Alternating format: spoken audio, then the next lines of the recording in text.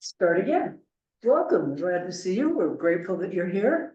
My name is Rhonda West. I co-chair the Workers' Rights Board for Chicago Jobs and Justice. This is the 7th in our series of civil servants speak out hearings, which have been extremely enlightening, at least in the sense that we now have much more of an understanding of what federal government agencies do for us and how these cuts are going to hurt not just the people who are fired, not just the few who remain, but also the population at large. So I hope that you have a good time. We will have panelists speaking, and then we'll open the floor for not just questions, but for your stories and your ideas and your thoughts. So that's the format, and this is Don Villar. Don Villar, Secretary-Treasurer, Chicago Federation of Labor. So like Brenda said, this is number 7th. And we started this in response to the, cuts in actually 4 months now. Is it 4 months? Yes, yeah, February, March, April, May. 4 months. It seems like a longer time than 4 months. Because I'm sure for our journalists, it is like the news cycle has been nonstop with all the stories. And it's just been so many things that have happened in 4 months. It feels longer than 4 months. And we started this response because of when the administration came in, first was like, we want everybody back to work. Yeah. And then next thing, like, well, DOGE came along, it's like, well, we don't need everybody. Let's start getting rid of people. And they got rid of the fork in the road email, like, take this. Either you take the buyout or you face layoff. Like, and then all of a sudden, like, it just created this tension in the workplace. 4 months of tensions in the workplace. Yeah. And the federal workplace, the federal workforce, that workplace used to be the model workplace for a lot of folks. There's somebody there. Somebody's at the door. It was the model employer. And one thing that we, just talking with our federal workers, when there's an attack on their workplace rights, when there's an attack on just their basic contract, basic green compact with work. And when the federal government does it, it's open season for all of us workers. Think about like the rollback on DEI. All of a sudden, now it's okay to discriminate. Now it's okay for private employers to discriminate based on age, sex, race, whatever, disability. Because hey, but the federal government says it's okay, and maybe it's okay for private employers to do it. And you do that, and just like, oh, by the way, there are these laws that are in place to protect civil servants, right? Yeah, I know, now he's throwing them out the window, but one thing we are seeing, like every time he does that, they go to court and they win. They've been winning these cases after another, but in the meantime, it just disrupts the workers. You got workers who are stressed out. I have a sister-in-law who works for the federal government. She used to work. And she had worked for the federal defense for over 30 years. And now, she's just fed up. She loved her job. She loved the job she was doing. But then when this new administration came along, all of a sudden it's like, oh, wow, they don't treat me with dignity and respect. They don't care about me. And, and it's not the model employer that I had given my time, my blood, sweat, and tears, all this effort, my dedication to. And so she took the buyout. And she did some great work for her agency. But that's the story of a lot of our federal service servants. And like today we're talking about the housing and urban development. And when you talk about cuts in HUD, cuts in funding, cuts in staff, it impacts a lot of people. It'll impact so many. We're dealing with in our city, a situation of the unhoused, right? And we're trying to find housing for the unhoused, or even like, voucher programs, everything, affordable housing, mortgage assistance, all this is tied into HUD. So when they talk about the attacks on HUD, it impacts everybody in one form or another. Because oftentimes if people take out a loan, is it a HUD loan, right? They always that, yeah, Bring it. you gotta bring that up, and it's like, and now people who, first time home buyers, they're going to be good luck trying to get a house, if you're, especially if you're a first time home buyer. So there's so many things, that folks at HUD, and workers at HUD, and that department does, and the agency does, that it's just one of those places where, like what we've learned so far, all these agencies do so much for us in the public, and they affect us in so many ways. And when they are cut and when the workers disappear, it's gonna make our lives tougher and tougher. Right? It's, and it's death by a thousand cuts. Right, death by a thousand cuts. I mean, we have heard from so many folks, FG, from the VA, EPA, Corps of Engineers, Social Security, TSA, Education. Department of Ed, all these other agencies. And you realize like, wow, the federal government really does a lot of work for us. And they really do impact every aspect of life. The Department of Labor, that's the other thing. We didn't do DOL, right? Yeah. Not yet, the DOL, right? And all that, it's very critical. And, but today, we're gonna be talking about HUD. Sorry for my long. That's. Thank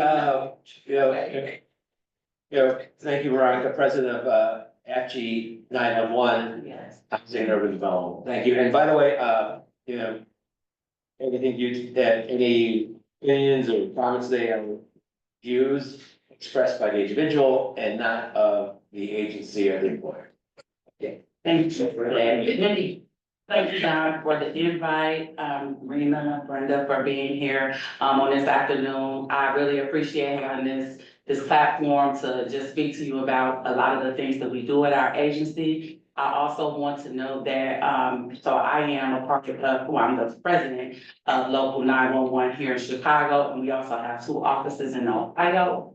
But we also have a larger organization nationwide that is like our contracting arm under AFG, and it's Council 222. And we have our president, virtually, President Antonio Gaines on the line, where he can talk about more of a bird's eye view of the things that he's been doing, or the council has been doing as far as legislation and some of the bigger fights that we're taking, from the national level. But I'll just take a couple of minutes right now, to give a little background about me and how I came to HUD and how so many other individuals got on the same path. I am a career government employee. First 15 years at the Postal Service, I survived. And then I've always known about HUD, since I was young, and I'm like, it seems like they do good work. So I want to go work for those people who do great work. And so I've been at HUD a little over 10 years now, never expecting to be in a leadership capacity as far as the union, but for some reason, it just calls to wherever I go. And so I've been a board member of my local since 2017 and 2 years. So that being said, I have had a lot of knowledge, experience, real world, hands-on experience with pretty much every program that HUD touches, just through the sheer essence of the federal workers that we serve. And it has given me a different sense of pride in my work. I mean, I know my job, whereas the day job or the job I was hired to do is to work in multifamily housing. And so that program area is literally the asset management or the underwriting arm for any of these large buildings that you see all around the community, usually 20 units or more. Has always been a well-known, what was to be a well-known fact that HUD has all of these properties that they own, but in fact, HUD doesn't own any properties. Unfortunately, and sometimes we have to take those properties back through some type of foreclosure transactions, but we are not in the business to own property. We are here to help accelerate affordable housing, accelerate homeownership. So that being said, I've always said, or I coined the term is HUD is the pulse of the community. We really are. We run through each and every community. in the nation. And a lot of people, may not understand how our, different program areas or departments touch them. Yeah, like Don, spoke about, we have housing programs, we have, what I did wanna say is every agency that you just, brought up when you were introducing me, it's one thing that they all have in common. They all have a home. They all need housing. And it's all different types of housing. It's all different types of households. The one thing that they need is housing. And I've always said that I believe that housing is health. When someone has a roof over their head, they can figure things out. They can, take care of their family. They can feel protected. And, that's something that I think is a right. It should never be a privilege. And, that's one of the reasons why I take this work so personally. So, we do have a lot of program areas, rental assistance, senior housing. We definitely love to help people with, different type of abilities, gain housing. But we also do a lot of things that people in the room probably don't even associate with HUD. You brought up the FHA financing, which we do, we love to do that. We have the greatest, market product as far as, first time home buyers. 3.5% down, which is great, but, that could be potentially taken away. Yeah. That being said, we also have appraisals. That the appraisal valuations are set through HUD. A lot of people don't know that also area median income, so certain programs that might be out here that, one person household, the area median income for a one person household is right now in the Chicagoland area, $64,200. So if you make, that amount of income or below, you will qualify for a lot of the programs that HUD runs. Not getting a voucher, but it's called affordable housing. And that's what most of us need, who are out here getting up, going to work every day. We can't afford to pay 3 times what our income is. So, we are helping people or assisting people who don't even know that we're there in the background, ensuring that, the rent levels, fair market rents, we review them every year, ensuring that they are at a certain threshold for each particular area. They break it down urban and suburban. So these are a lot of things that a lot of people just don't realize. So when we have, evictions that go on the rise, we need to evaluate, where these fair market rents, are landlords just, increasing the rents for no reason, things of that nature. But another very important piece of what we do is housing discrimination. That comes in many shapes and forms. It can be, if someone's going to purchase a home and they're discriminated against, but also landlord discriminating for the type of work that you do, or the type of income you bring to rent that property. Or it can be in, market valuation, any type of fair housing. And that's one of the largest program areas that we fear will just kind of go away. And I believe that we fight really hard to ensure that we have workers there on the ground to do that work. So that, I just want to give that kind of overview of, there is one more other program, which is community planning and development. And that is our community, arm, or our community piece, so to speak. That is where the majority of our grant funding goes through. Congress approves a certain budget every year. Through that budget, the Office of, Community Planning and Development, or CPD as we call them, they actually administer those budgets for certain areas of the United States. So, for fiscal year 25, we had about $192 million in grant funding for our particular area. We are looking at having that slashed by more than 50%. And so it's different grant funding, it can be different programs, it might not all be housing related. It could be about development of affordable housing. It can also be for rental assistance. It can be for, we also conduct environmental reviews to make sure when people want to actually build or develop, that the soil or the land that they're building on is sufficient and won't, make people sick, lead abatement, green retrofitting, we do it all. So that's where a lot of the cuts are going to happen. Some departments have literally wiped out altogether, and some have just kind of a skeleton crew.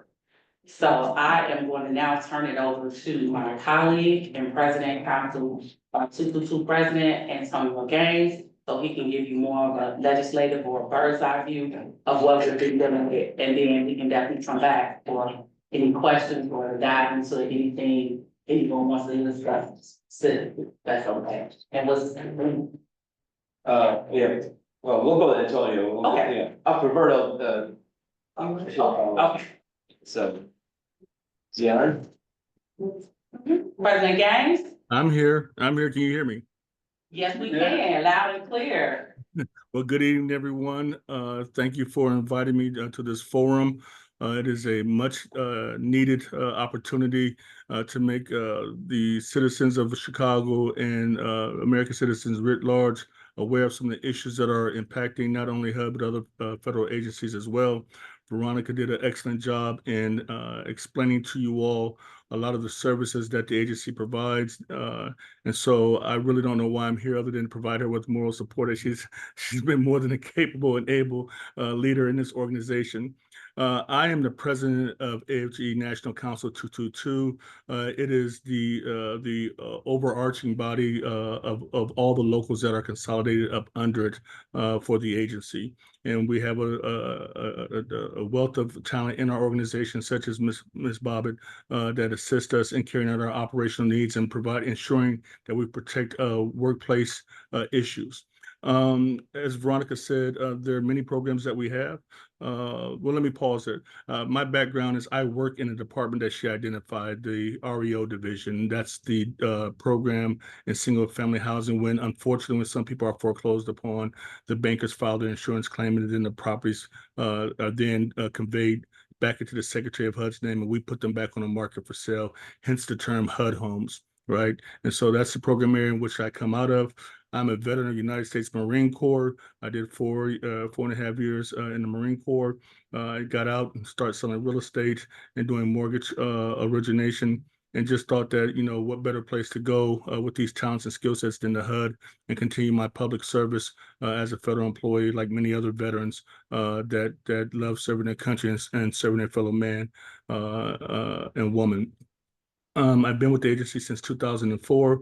I've been in leadership capacity with the union since 2012, starting as a local president in Atlanta, Georgia, where I am now, and then becoming a regional vice president, and as of January of 2024, becoming the council president. So I've been in the trenches a long time, and so the fight continues. Just to give a quick timeline of things that have happened, I think the gentleman that's sitting to Veronica's left summarized, and I'm sorry I didn't catch your name, sir, summarized it very well of what's happening just on a macro level. On January 21st of this year, at HUD, we had some 8,300 employees. And they came in with this arbitrary number of wanting to slash the federal workforce, at least at HUD, by 50%. There was no business analysis done. There was no case analysis. There was no assessment of which programs are working best, which programs we can have improvement. We understand that there's always a need for efficiency in when it comes to taxpayer dollars. It's the manner in which how those efficiencies are addressed. The union is the sole, according to our collective bargaining agreement, is a sole and exclusive representative of all bargaining employees. And this agency, under this administration, has refused to engage us. We've sent letters to Secretary Turner when he received his nomination, congratulating. We sent letters to him once he was nominated, asking to meet with him and his transition team to understand how some of these executive orders are going to impact the employees at HUD, and so that we could come to an understanding and try to work cooperatively. Unfortunately, they still have yet to meet with us, and they refuse to recognize our status. And so the other timelines to follow after that what was the getting rid of the probationary employees improperly, not recognizing that you can only leave the federal agency for one of two reasons. Primarily is either for performance or for conduct, and none of the letters indicated that. The courts agreed with us, and we were able to bring these federal employees, these probationary employees, back.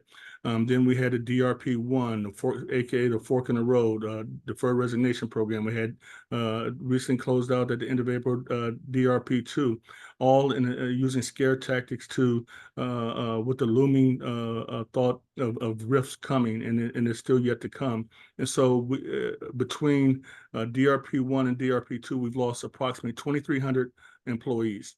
And that's almost split down the middle. We had, during DRP-1, we lost 600 people. That was about 300 management and 300 non-bargaining employees and 300 bargaining unit members. And then DRP-2, we lost another 1,700, and that was approximately 1,000 bargaining employees and another 700 management officials. So we are scaled down now to 6,000 people, with approximately 2,000 more anticipated to come. It is widely speculated that the DRP-3 is forthcoming in lieu of trying to offer, in lieu of avoiding a RIF, and to offer other financial incentives for people who are actually eligible for retirement. So the impact of this has been tremendous. We've had a loss of institutional knowledge and know-how. We have there's going to be a disruption in services to our constituents across the country. Although they told us they've walked back their decision to try to close down field offices, we pushed back through the media and through Congress, engaging Congress by reminding them of the Dole Amendment, which requires them to have at least one field office in every state. So we're trying to save jobs. Today, we just had a call where they said verbally that they're not going to shut down any field offices, but integrity is a very serious, is in question with this administration, right? So we'll have to see when the time comes. Veronica talked about fair housing. They walked back our policy on fair housing, which is the arm in fighting housing discrimination. And so that and a host of other issues.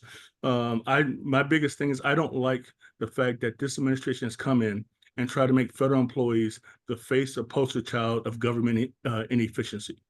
Without any evidence, and there's been no pushback from a lot of our leaders in Congress, members in Congress, and that I think is tragic. And so we need to have a stronger microphone. Rank and file employees take their marching orders from political appointees.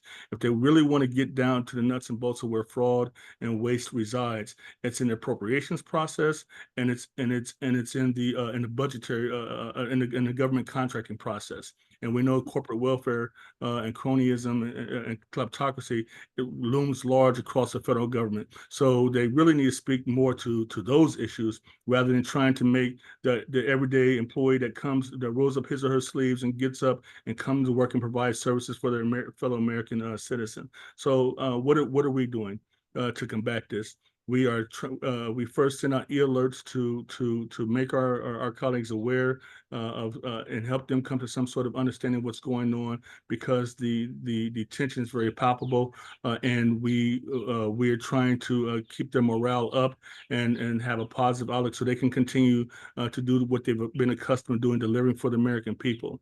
We engage our general counsel's office at AFG National, our parent organization, in getting an understanding of the strategy from a legal standpoint. We also have using our own resources from our council to find private law firms to assist us in this battle, and other entities to help us combat this.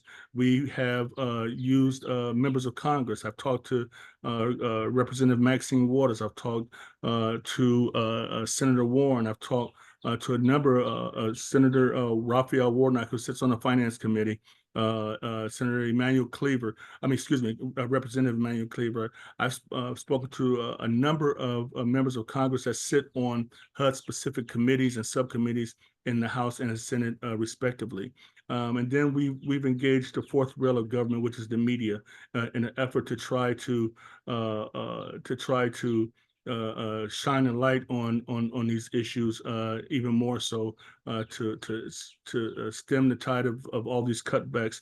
And then if you read today, just in the Washington Post alone, there's an article about 60,000 people that are going to lose housing services, right? Financial assistance from California to New York, and claiming that they've run out of funding. And of course, they blamed it on inappropriate spending from the previous administration. So we're in the fight. We have an administration that doesn't want to honor or recognize our rights as a union and our collective bargaining rights. Many of these people that are being adversely impacted for this agency are veterans such as myself. Many of them have a lot of us have a lot of institutional knowledge. And there's one other thing I want to point out is that two other things before I turn it back over. We have a lot of employees in our agency that they themselves have disabilities, and they have what's called reasonable accommodations. And this agency is trying to that have been previously approved before these administrators came in, and they're trying to undo those, and that is a violation of the law. And so we're trying to fight that, and we're considering a class action lawsuit for discrimination based on their disabilities and handicap status. And another issue is that I think someone touched on it in the push to have a return to in-office work. I found that entirely unnecessary when we have the highest productivity in our agency because of the ability to have work-life balance.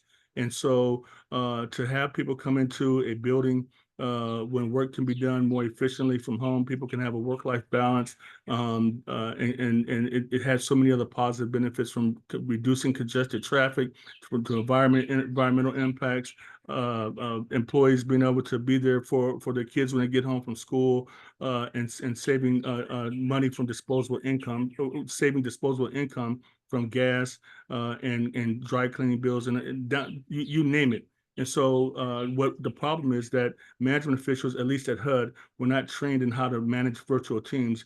And so there should have been an opportunity for them to embrace technology and learn how to leverage that. And if we then could reduce our federal footprint in terms of the amount of private businesses that were getting contracts for housing us, that would have been a way to save money and use that money to appropriate it for other services, right? But they didn't think about that. Instead, the commerce the lobbyists for the commerce agencies and for large real estate companies came in and said, hey, if you reduce your footprint, we're going to lose money. Hey, the small businesses and through our Chamber of Commerce is losing money because they banked their revenue off of their marketing plan based on the foot track of a number of federal employees that were coming in those strategic locations. So essentially, the hypocrisy is real, in that there have been many members on a particular aisle of Congress that said we don't pick winners and losers, but yet these lobbying organizations like the National Association of Realtors and the Chambers of Commerce lobbied, and we become the scapegoat for their continued wealth creation. So I am honored to lead the men and women at HUD. I'm honored to be able to work with people like Ms. Bobbitt and others in my council, and I'm honored to be a union member. I'm a Midwest boy. Originally, I'm your neighbor from next door. I'm from a small city called Fort Wayne, Indiana, and we gave you guys Isaiah Thomas. We got Isaiah Thomas from you guys and brought him to Indiana University. And so I have a strong affinity for Chicago. I've watched Chicago since the days of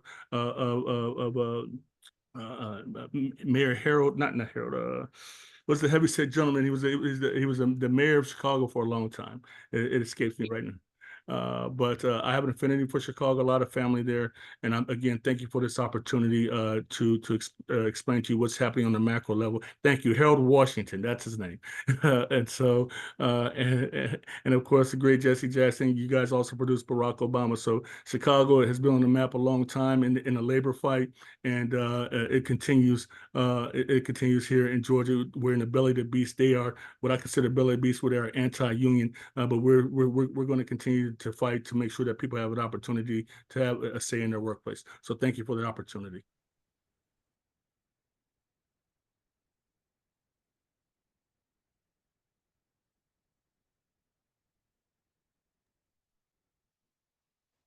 I'm sorry, I can't hear what Ms. Bobbitt is saying.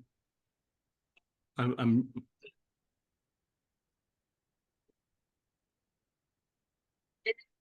I heard something just then. Testing 1, 2, can you hear us? I can hear, I can hear you now, yes. Okay, great. I don't know if the American public is aware, but most federal agencies, I can't say all, but I know most, and HUD is included, that we actually get a transit subsidy from the government. Yeah, and it's usually depending on where you live, it could be anywhere between $250, maybe $400. That would be a great cost savings to the government in the eye of efficiency if we didn't have to use those subsidies to come into a physical office every day. And when we were sitting at, well, we were at home working during the pandemic, where was those funds diverted to? Where did we find efficiencies to divert those dollars to other programs that were already in place? So I just wanted to also highlight that the American people are also paying for us to go into the office every day. So that's something that is also tragic. I would definitely turn the mic over to Roberta and allow her to say her piece or, start to fight. Well, thank you, Veronica, for the really important work. Roberta, why don't you introduce I'm yourself? sorry, this is Roberta Wood. I'm with the Workers Education Society. Welcome to our Unity Center here. We do some important work in helping this low-income families in this community. I want to thank Veronica for the work that you and your coworkers do. And also point out that this is, when I say low-income community, I think we're all part of a low-income community when it comes to housing costs right now, because everybody is really struggling with that. And there's really no line between the workers that were trying to defend their jobs and the people who they're helping. We're all working class people. All of us, all working class people are just one disaster away from homelessness, whether it's a job loss, which, I mean, wouldn't that be ironic to see people who are helping homeless people become in that situation itself, but whether it's job loss or illness or just low income, that people are on the verge of housing disaster. So the number of your local is very appropriate, 9/11. That's where our housing situation is. And when we look at the people who take care of our children, the people who are veterans, who are home healthcare aides in nursing homes, people who are fast food workers, all the people that we call essential workers are all these people who are in, facing disaster. Everybody needs affordable housing. So I don't want to throw too many numbers out here, but the proposal from the Trump administration is to cut rental assistance by nearly 50%. And there are 10 million people in this country, 10 million people who rely on rental assistance. That is almost the population of Illinois. Yeah. What a natural or unnatural disaster we're looking at. So I said I didn't want to give you but we need to think about fortifying housing assistance. With the cost of housing, what can we do to put more money in there to have more trained and skilled people assisting folks? And even with questions like that you don't think about, but about down payment on houses and questions like that. So here's the last number. Why do we have to cut the budget? Yeah. Anybody know? So they can pass a tax cut. Exactly. Billions. I understand. This cut is proposed is only 32.9 billion. And that's only gonna go a small way to pay for the $5 trillion tax cut that is proposed for billionaires. Okay, so there's gonna have to be a lot more cuts. This is just one little drop in the bucket for that. I don't wanna talk too long, but I just wanted to say that I don't know where this part of this tax cut, that'll come from HUD. Let's say Elon Musk is gonna get, I don't know what, 50 million of it. So what's he gonna do with it? He has 14 houses already, okay, so he probably doesn't need rental assistance. Maybe he could buy a 15, he could put a chandelier in his yacht he could buy a new refrigerator for his sperm bank, I don't know. It's a question of the looting of our economy. If a robber came into your house and took everything out and then told you, you have to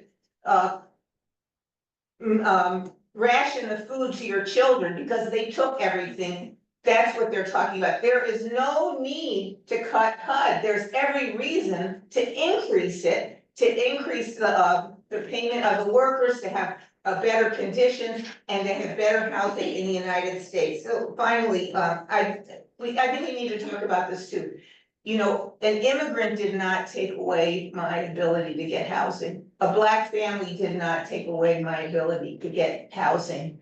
It's the billionaires that are taking away our ability. And that's why we need to really focus. I think we have to bring this problem to Congress, to the congressman specifically. Are you willing to put children out of their houses so that Elon Musk can buy another one? And let's put it right like that and make it clear. Thank you.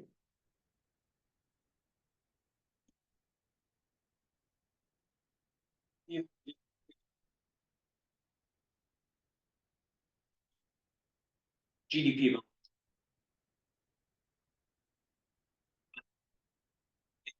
Illinois is its own country, wealthiest country in the world, equal to the wealth of Saudi Arabia, Netherlands, Poland. Yeah, so think about that, there's 10 million, 11 million people in the state of Illinois. I mean, 3 million, 4, 5 million in the macro area.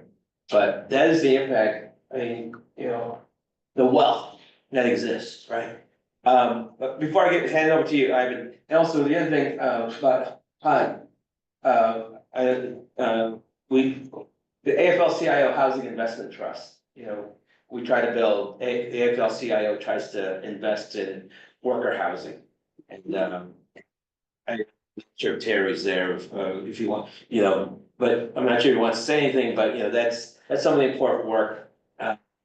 It's the labor workers pulling their resources together to build affordable housing, build housing for workers. They have a lot of projects in Chicago. But I don't know, Terry, you want to say anything? If not, we'll just move on.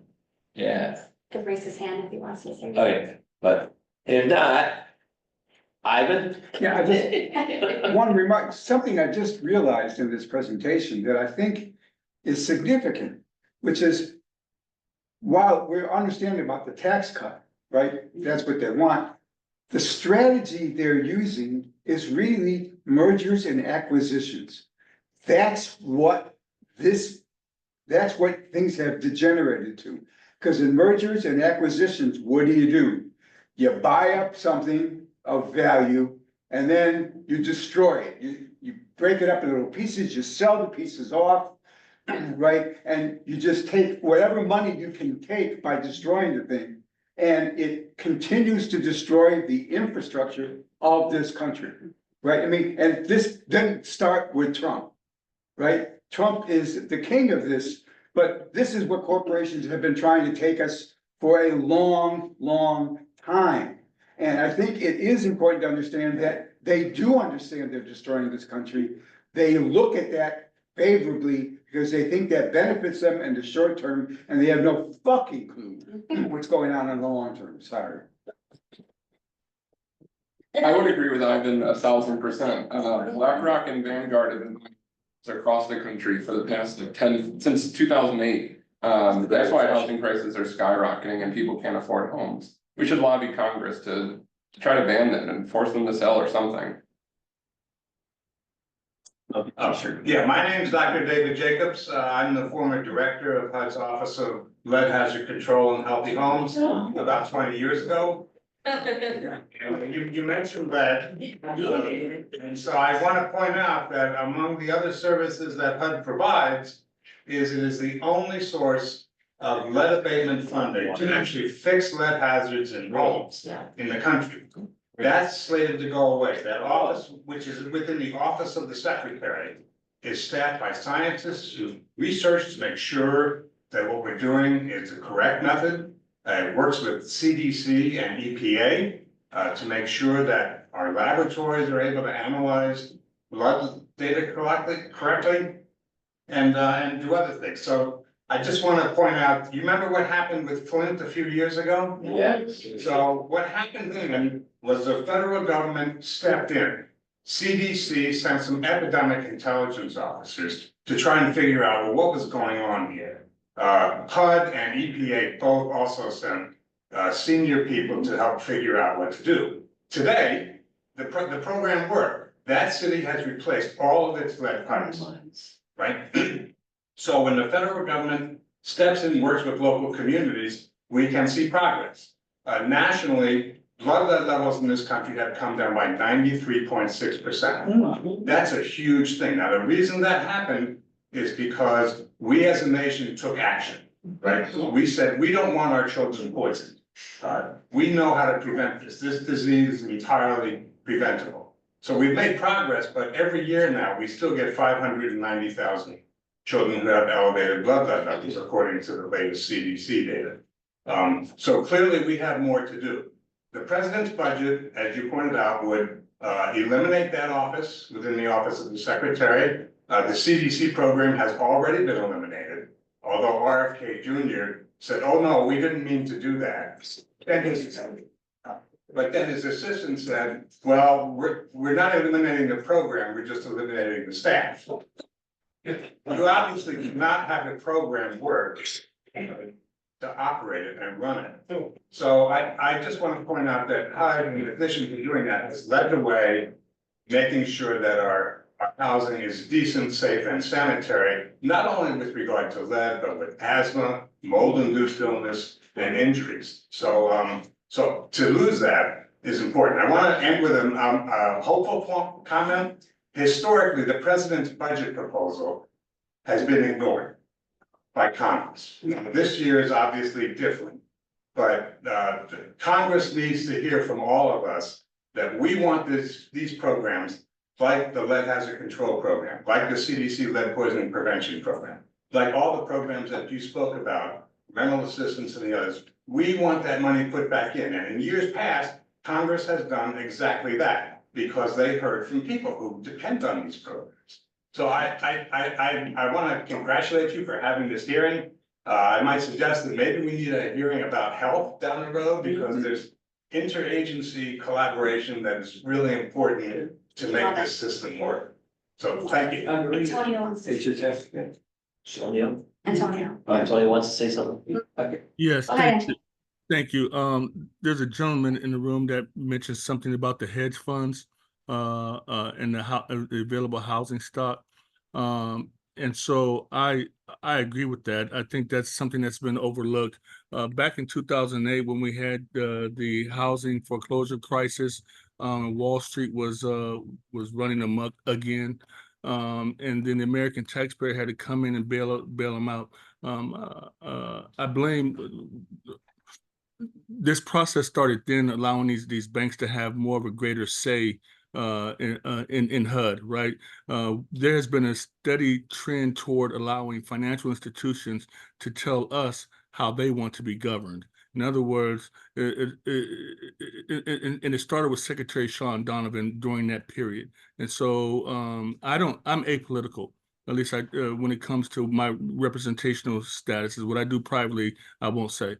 But I will tell you that I call a spade a spade. And Sean, when they allow these hedge funds to come in and buy up all of these properties, and in hopes of giving the appearance that we hit bottom, and then they held on to it for a while, right? And then after they held on to it for a while, and they got the markets calmed down, then they start trickling them back out and creating a bidding war, and prices once again started creeping back up, and then you have 10, 15, 20 offers on the same property, and people were asking, were paying more than these prices, these homes are really worth. And so then we got to a point where we had the homes were unaffordable, but they used that to justify rent increases, which the rent is too high across the country now. And then they also use that to justify the increased value of new home constructions, right? And so it's all a big game. And so we should take a deeper look into the financial markets role in the lack of an affordable housing stock in this, this cronyism that's going on. One other thing, someone asked in the chat room, what can we do about morale? Here's what I'll say to that: the agency has stopped taking our payroll, our allotments through payroll dues deductions, and so that has disrupted the union's financial operations. And so we've moved to a situation where we're no longer are dependent upon the agency to help us administer our dues collection process. And we have something called e-dues. So the first thing is I would encourage those that are listening to get on the e-dues and help us stay in the fight, because you have to be able to finance a war. And make no mistake about it, we are at war with this administration. And the second thing I would say is get involved with your AFGE. If you're an AFGE member, get involved with your district. Get involved with the central labor councils in your area, and make your voice heard. It is absolutely critical to do that. I've done 2 surveys since I've been council president since January, and I can tell you that of the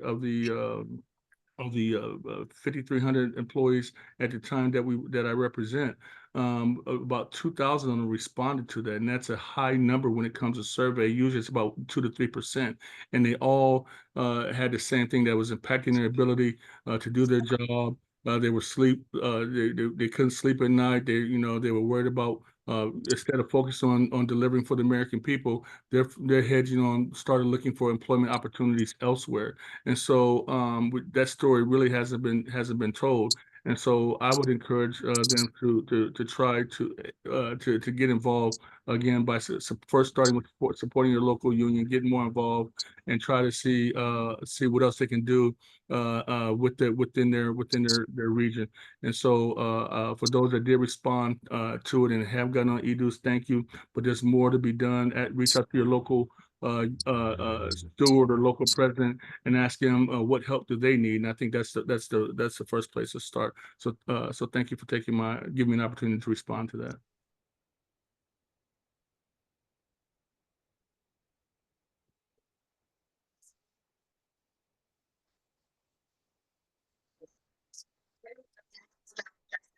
With National AFG to put together phone banking.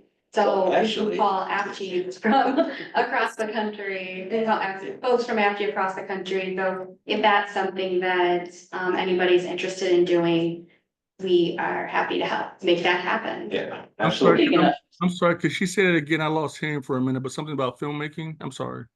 Yeah, National Jobs and Justice is working with AFG locals around the country on an e-dues. But also here locally, I know we're trying to plan phone banking with our AFG locals. Yeah. E-dues, and Yeah. also, getting some of our local organizers to partner up with our AFG field folk to, help go into the field and talk one-on-one to union members about the importance to stay in the fight. Because you're absolutely right, a lot of folks are tired. I mean, here you are, before January, back in December, you're just humming along doing your job, thinking that, hey, I'm doing great work. People, and the work I do is valuable and it's important. Wow, comes January 21st, and all the executive orders, all of a sudden, like, you went from, a critical, vital, essential worker to, somebody who's been marginalized, and, that you're not. And I would like to say, and let everybody in this room and on the line, when the morale goes up, then that's why we have people in place to keep the morale up. A lot of people be like, why are you so optimistic, or why are you still here doing this? Because we still have challenges, we still have problems, we still have situations that we can resolve as American people. So until we can get a little bit further in this game, I'll be here. If people are fearful for what? We built this country.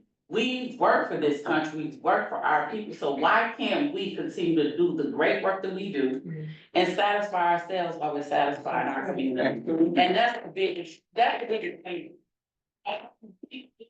I hope that each and every one of you can figure out a way to partner with us. If you're not in the capacity to be a union member, the best thing right now is to keep the heels on Congress. Yes, Because we have a budget that needs to be passed come September, and we need to make sure that those numbers are reflective of what we want and what we need.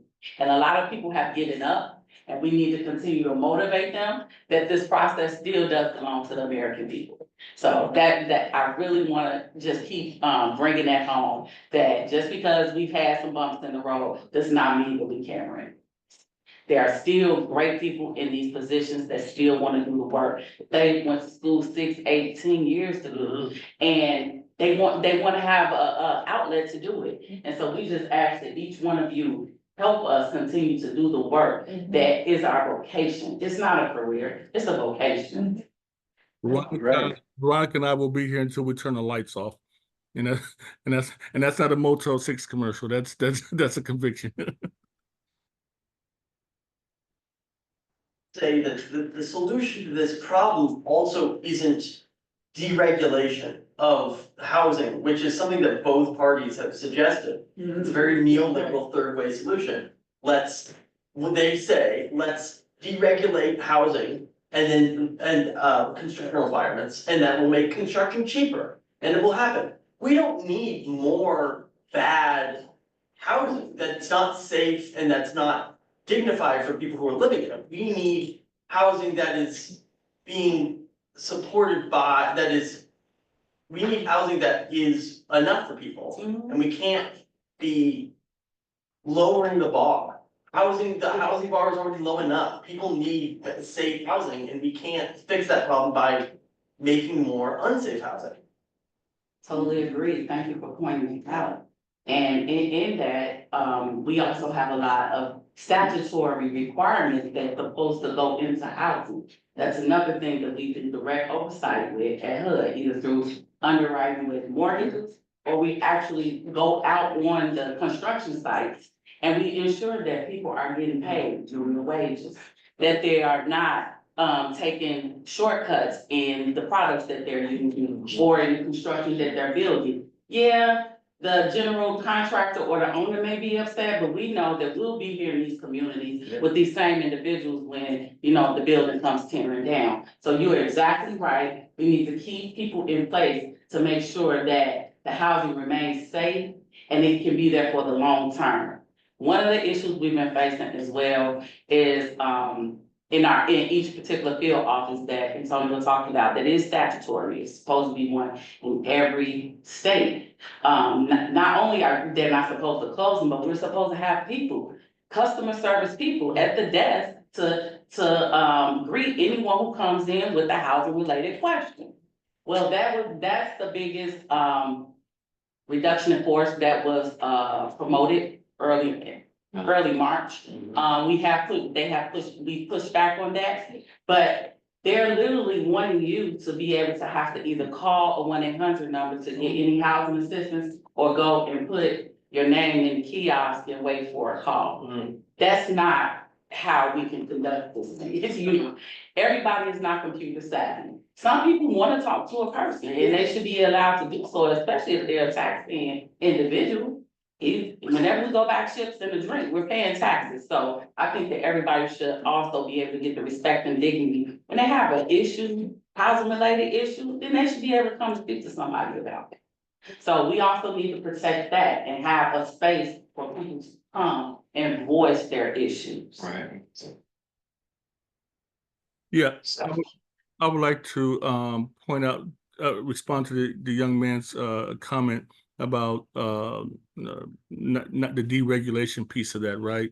Part of this requires us to have a stronger relationship with local and state governments. So when these contractors come in and build, they give a certificate of occupancy saying that these properties meet certain minimum property standards, and but they don't do a deep enough dive to ensure that they, as Veronica said, that they're not cutting corners on the products. And then if we do deregulate, then we run into they'll come up with another excuse to justify cutting costs, which is supply chain disruption, right? We can't get lumber or these other materials that go into the shingles or other materials that go into building a home. So if it's not one thing, it's another. And so we need to have more. We don't need a whole lot of regulation. We need effective regulation that needs to be updated and modernized to reflect some of the latest issues that we've had to contend with. And the other elephant in the room that we haven't spoken to is that, look, it seems to me that this administration and government writ large is moving to the privatization of government. You have billionaires and millionaires that are on this administration. We have the private sector forces that are trying to craft policy and legislation and regulation that benefits them and widens the chasm between the working class, which I'm a member of, as we all are, and those that are in power and a wealthy class. Right. So at some point in time, as Veronica mentioned, I don't know who made which legislator made the silly comment, we're not getting rid of the program, we're just cutting the people. Really? So that's what we're doing. So when you don't have so then the argument will shift in the future. I will assure you that the government is ineffective in doing it. So now that's grounds to create a contract to award to Elon Musk or some of the cronies in the administration. And then therefore we now have outsourced the jobs that federal employees once did. And those people that are working on those new government contracts won't get the same rate of pay, won't get the same job security, won't get the same medical and health benefits, won't have a 401k or TSP as we call it in the federal government, and won't have the flexibility in building time off, and parental leave and all the other things that the labor movement has fought to obtain. So to me, that's really the goal of this particular administration, is the privatization of the federal government. It's out there, I think a lot of working people are filling up with both political parties. Actually, the largest voting bloc in the last election was it called none of the above? Most people didn't, biggest bloc didn't vote because they didn't want either one. So, like I said, I just want to throw that out there. It seems to me that we are organized in the workplace or unionized in the workplace. Actually, pitifully few nowadays, but generally many of us are unionized in the workplace, but we're not unionized when it comes to politics. We don't have a union political party. Neither. And it seems like it would be I'd just like to, hear what anybody, especially speakers here, and think about the idea of having a labor party, that was be organized by the union, so we can unionize in the political sphere and put forward, stand up for workers, put our needs first. That's it. I think it's important to note that there is opposition building. Within the HUD world, there's a group called the National Safe and Healthy Housing Coalition. This is 600 groups across the country. They will be in Congress next Monday and Tuesday. There's a National Low Income Housing Coalition. They have thousands of members. There's a National Association of Housing and Redevelopment Officials. So this opposition is increasingly growing and coming together. It's not what it needs to be yet, but I think people are recognizing that we have to band together to make sure that not just the programs, but the people that they serve are realistic. Believe me, when you go to the Hill, they say congressmen are an inch deep and a mile wide because they have to cover so many things. So they need to hear from us what we want. We need to put it in their face. Really? Are you in favor of childhood lead poisoning? I mean, they're not, and they'll eventually do the right thing, but they have to be shown the way. We have to educate them, and we have to put the facts in to be clear. So the opposition is building, I think, within, not just within the HUD world, but also in the larger groups that also are served by these various programs. Edith, by the way, when we educate through the stories that our journalist here from the Chicago Tribune and Channel 7, working press, members of SAG-AFTRA, the News Guild, Writers Guild, name it, see it new way. They're telling the stories, and we started this because we needed to counter all the negative, all the misinformation on it, and that's where it starts, right? Get the truth out, which is, what the Fourth Estate does, so well, even though they're getting beat up, they're getting attacked from within and from without. And be sure to support our local journalists and journalism, good journalism, especially. Yeah.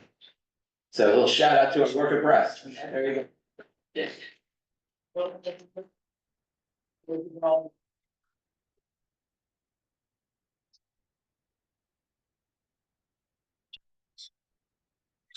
Journalists, I know they're not federal workers, but we should do it. Absolutely, no, we're working on something. Actually, we should, yeah, a question or comments?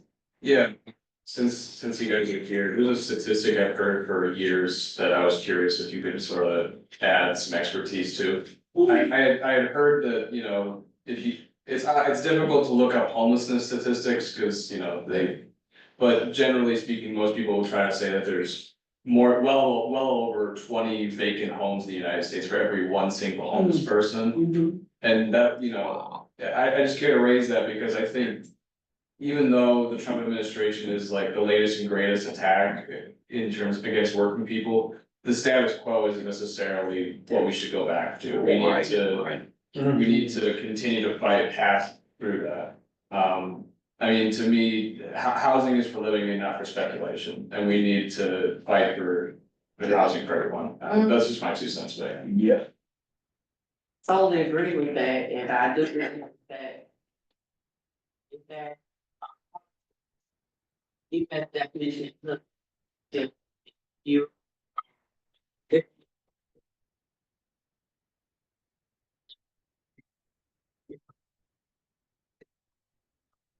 Specifically don't have a home, and so that's where a lot of the numbers are skewed or they're misrepresented in the estimation, because we can't really get a good grasp at any given time who's actually homeless.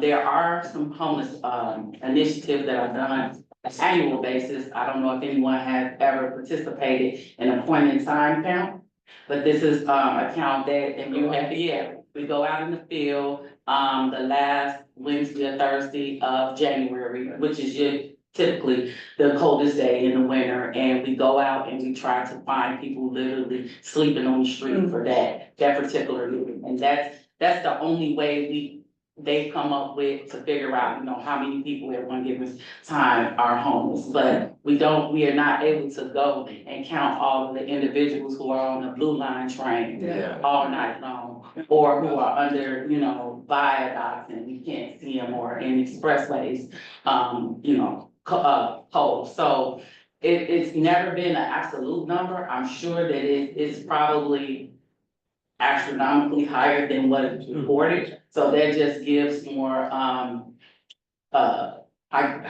it gives more need to what we need to do already. There were, and this was even before the first Trump administration, we were really making a lot of strides in homelessness. They had real intentional initiatives out there. One was the chronic homelessness of individuals, and then also veteran homeless. And we had got some great numbers out there. But, in the change of administration, it increased significantly. So I can't say if it's political or not. It is not right for anyone to be homeless, especially when they have ongoing issues that preclude them from being able to stay sustainably housed. And that's a larger issue that we would love to, partner in and get going. But in this administration, I don't think that it will be a topic at all. Say something? Well, yeah, I mean, I just, too often it's like phrased, it's like, oh, we just need more housing, we need more. We need more affordable housing, like relative, to whatever that means, and it's, to your point, I mean, probably the data isn't exactly. Maybe it's not 20 vacant homes for every single homeless person, because there's probably more people who are technically. Slumlords and not more housing, yeah. Totally correct. I agree. And then we also know that we can mobilize around a housing emergency. We've seen in the last couple of years that we have had refugees and migrants coming from various parts of the world. And they have been able to mobilize and provide temporary to permanent housing for thousands of people at any given time. And why couldn't that solution be available, for the people that, have been here all of their lives? Not taking anything away from someone who came here under whatever circumstances that they did. But it just shows that it can happen when we put, our effort and our financial resources to the right initiatives. So to your point, it can be a lot better. And we just gotta get in the ear of the right individuals to make it happen. Jill, did you wanna? Yeah, I appreciate what you're saying about, homelessness. I used to be a school board member, and so we dealt a lot with the McKinney-Vento, yeah. And it wasn't students that lived necessarily on the streets, it was students that hid at night in forests sometimes, and students that lived on people's couches, and this is. Yeah, and this is in the North Shore, in the suburbs, where I was, a board member, so I appreciate you talking about that, and just the impact that it has on, I think you said this earlier, the impact it has on every single part of your life. Without housing stability, there is absolutely no stability in your life whatsoever. You can't apply for a job, so you can't work, so you have no money. I mean, it's everything. One of the things that I wanted to hear about from you and maybe Antonio is, I used to work for a couple nonprofits that did housing justice. And one of the things that we did a lot was testing. So fair housing testing. And I keep thinking, as we're talking about more affordable housing stock, how much that matters, but then it doesn't matter if we still have landlords or property managers who are discriminating against folks trying to get that housing. And I know that these nonprofits that deal with this directly depend on funding a lot of times from HUD to do that fair housing testing. So I was just wondering if you've heard from any nonprofits working in housing justice and how this has impacted fair housing testing around Chicago and around Illinois. Thank you for bringing that up, because that has been a partnership that I have been cultivating here in Chicago in the last couple of months. You are absolutely correct. I used to work for the continuum of care, so I saw all different types of housing instability, and we work with our justice practitioners in many different ways to make sure that it was equalized around, a country or in our community. One of the challenges that we're going to face in trying to gain momentum on this housing injustice is that there are not people sitting in the offices to actually do the work, unfortunately. And so we have, a lot of people may know about the Shriver Center that's here. Direct partnership we've created with them because they have introduced a lot of legislation right here in Illinois, the Violence Against Women's Act, some other domestic violence related policies specifically for housing, for these individuals to be able to be housed confidentially. And we understand and know that the people who are getting funds or funded through HUD will no longer receive them funds. So now we have to figure out that we want to hit every point or every mark to be able to tackle this issue. We need our partners that are contractually bound, like these different housing justice providers, to hopefully be able to step up and get legislation in order, be plaintiffs in this. You have signed a contract with the government saying that this is the work that you're gonna do. However, they've tied your hands or eliminated any resources for you to do this work. That's, if the tables were turned, you would be going to jail. So, we need to hold them to the same standard. And that's, I know it's a lot of smaller agencies that may not have the financial means to go to court and fight these battles. But there are, national organizations like Democracy Forward and other, justice organizations that are banding together and get legal defense funds to take this to court. Because there are still contracts out there, multi-year contracts that need to be fulfilled for this housing justice. So you are absolutely correct. And we are making those connections because that work is still very important. In addition to that, Secretary Turner just announced that they were rolling back once again, further affirming fair housing, right? And so we take 2 steps forward, and we get knocked back an additional step. Trump did this in his first term, and he's doing his second term. One of the things I've done with my executive officers is talk about the need to harness the talent that exists in HUD. We have a lot of people that have graduate degrees in this space, and they wanted to come to this agency because they believed in its mission. But their talent and skill sets have been suppressed out of fear of some political appointees being upstaged. And so the question that we put before ourselves is, how do we solve this problem? How do we harness the intellectual capital and talent that we have within the agency? And one of the things we thought about is an employee-driven think tank that deals with housing policy issues. And that since some of these employees have PhDs and master's degrees, that we could have that research done, have it peer reviewed by local college professors and colleges and institutions for its validity, right? And then have it published. And then that published information then can be used to try to then affect policy and legislation around the country. So we are thinking about these larger issues while we're trying to stave off the attacks that we're currently under, and it's just a matter of time before we're able to get there. But that is for what that's worth. We are trying to find ways to continue to influence legislation and policy, encourage lawmakers to put pressure on this administration to continue to offer these grants and other funding sources to continue to do the testing and provide other services that HUD has done traditionally in the past.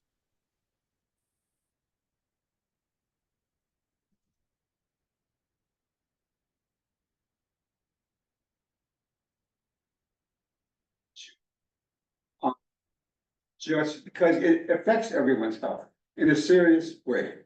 And it's the kind of thing that I think could get people's head, to think about these things a little bit more. Because if you're homeless, I mean, I don't have the statistics off the top of my head. I can guarantee you the cost for healthcare for people who are homeless is gonna keep on skyrocketing until we get rid of the problem, because it is a health issue. Just a thought. You know what I'm thinking? We need to primary for Durbin's seat. And we need to have that kind of discussion at town halls. Because we have to make sure that whoever is gonna be running for that seat knows that we're here. I agree, believe. I think there's a lot of great discussion. I learned a lot. I mean, there's a lot of information and just the connectivity of everything we do. Right, I mean, and thank you for all the hard work that you're doing. Thank you, guys.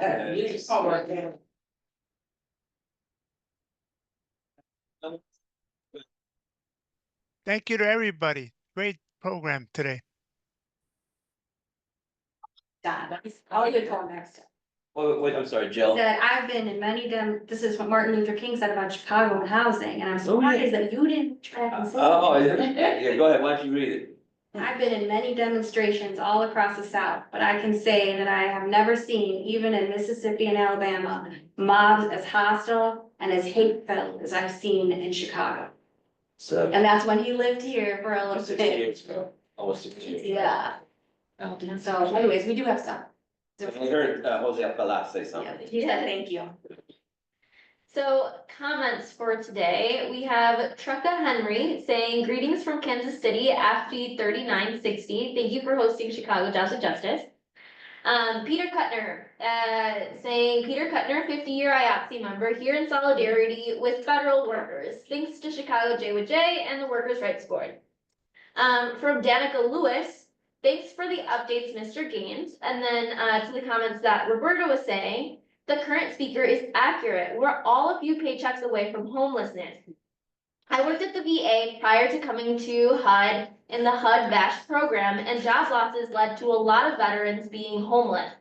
And then to the comment of e-dues, I signed up for the e-dues and I will definitely get more involved. I also responded to the survey. I'm tired, but I'll keep pushing. From Jose Alcala, we need new leaders. From Lisa Likely, great meeting. And now question is, the first question from Danica Lewis, is HUD planning to make us come in at a set time and eliminate alternative work schedules? We can't officially say that that is on the table, but in this climate, anything can happen, and I'm just being honest. Yeah, I'm not sure if Roberto, Don, I can't. Brenda, or Antonio has something to say. Yeah, I think Veronica summarized it. We had a article in our collective bargaining agreement about negotiating changes in working conditions in terms of returning to office. We had an article or supplement when COVID hit, and then beginning toward the tail end of the last administration, they started strong arming us and not wanting to negotiate that. So I wouldn't be surprised if they made an attempt to eliminate alternative work schedules. But in the event that they do, we'll continue to fight and push back against it. To that answer. And then another question that was asked by Danica Lewis, it has been answered, but I'm curious to see if somebody else has a different answer. What can we do to boost morale and continue to hold the line? Get involved. I mean, that's what we've been trying to do with the CFL. Lift up our federal workers.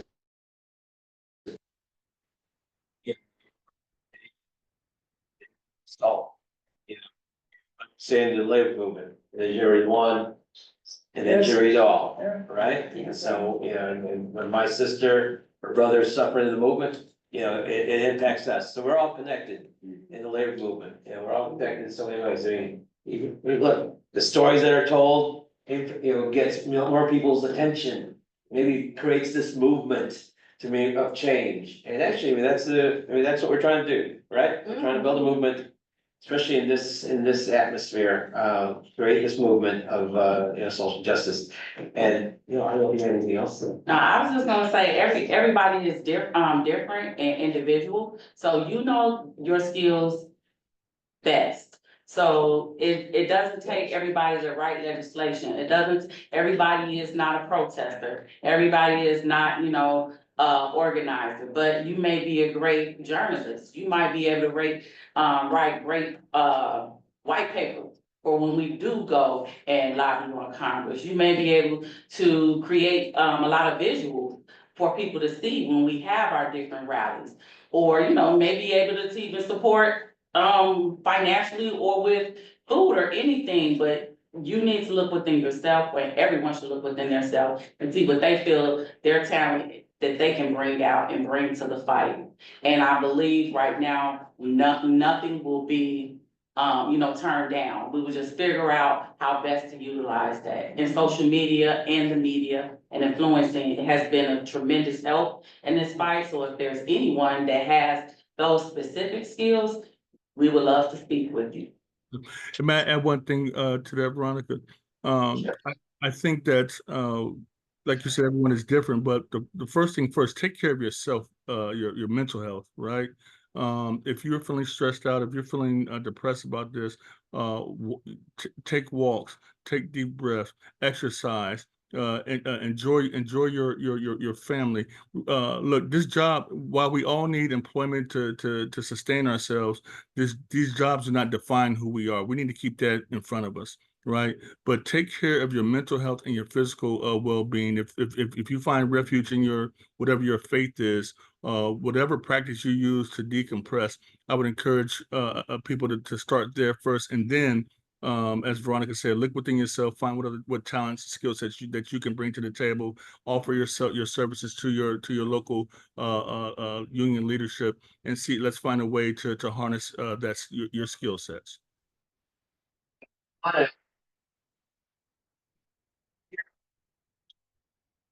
Second, Veronica, in terms of what you can do, I like that question, what everybody can do. It's always, to my mind, very important that we could,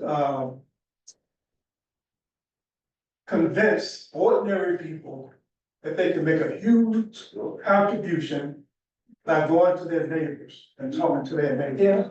If you have a ground force of people that really expand our numbers, we can convince you can make a great contribution going to the people on your block and explaining this stuff to them. And I think that we will really strengthen ourselves. And I love that statement, and you're right, we do need to get to know our neighbors and our teachers, and it doesn't have to be a political conversation. You don't have to, approach somebody and say, I hate Trump, because that's everyone's personal opinions and their own, interests. But you might have children or grandchildren or sisters or brothers that attend the same church or the same school, and just find the commonalities that you have with folks. And that usually goes a long way. You might find out you work in the same building together or things like that. But you have to connect through commonalities. And usually that's where we can get a lot of work done. Thank you. Just want to thank Roberta and the Unity Center. And by the way, thank you for the space and the bit of history. This is the formerly the Lithuanian Labor Center or Labor Union. So, and just a nod, because we're not near the stockyards, this, who's read the book, The Jungle? Upton Sinclair, right? Upton Sinclair, journalist, right? He wrote this book in 1910, 115 years ago. And thanks to this book, it addressed workplace issues as well as, the conditions at the stockyards. And it made a difference throughout the world. And those storytelling from our journalists, whether it's Jose here with a camera or the Tribune, those stories that you're telling. Upton Sinclair was here, 115 years ago, and he came out with this book because The Jungle was about he wrote about the Lithuanian workers, stockyards. And they housing issues too. They had housing. And housing issues, and man, but give a read of the book again, but think about the history. If these walls could talk, if this room could talk, the struggles of workers throughout time, and we continue with that, even to this day. It's a different struggle. There it was like the inhumanity of the workplace, and now we're dealing with a different inhumanity, right? And more now it's like the dehumanizing of AI, like AI, automation, taking the human person out of work. And you know what? We gotta keep standing up for workers, and as the labor unions and as like-minded souls to continue to fight for stand up for humanity and workers, right? And again, thank you, Roberta, thank you, Veronica. Thank you, Jill, thank you, Karen, thank you, Sochi, thank you, Jonathan Justice. Thank you, everybody. Thank you all. Well done.